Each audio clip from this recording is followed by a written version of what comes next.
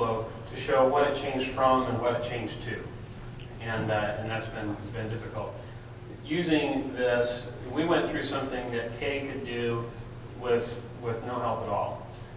We can also do stuff that does use a techie, where we chose for the visual if, we just picked an existing one, a standard one that the component changed.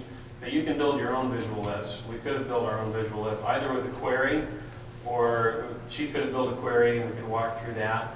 Or you can use a visual if that's people code based. So if you want to do something really complicated where you're even just looking at variables that are in the component stack, or stuff that's derived fields that are in the component buffer that you can't get to afterward, all that kind of stuff you could do in people code and just return those results to show what changed.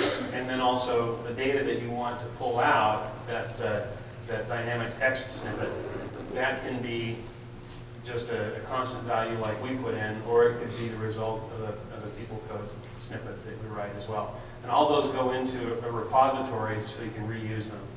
So your visual ifs, once you build it once, if you need to build a complicated one, you can do that.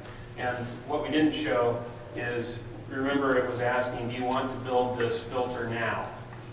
If she would have said no, what it would have done was popped open a box and asked her to describe what she needed, and then it would route to the techie in workflow so that they could build that. And then they could go ahead and finish the Fewsteps workflow and turn it on. Okay? Good question. Any other questions? Did you say the unit session was 12? That's correct. 110.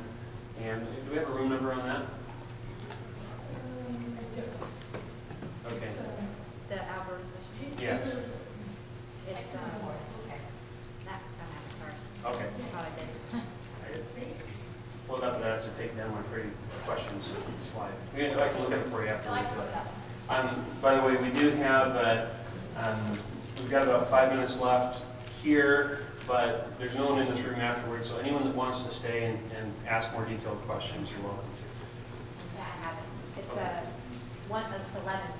1110. And it's a 207B. Okay, 1110 and 207B is the next one. Any additional questions? Very good.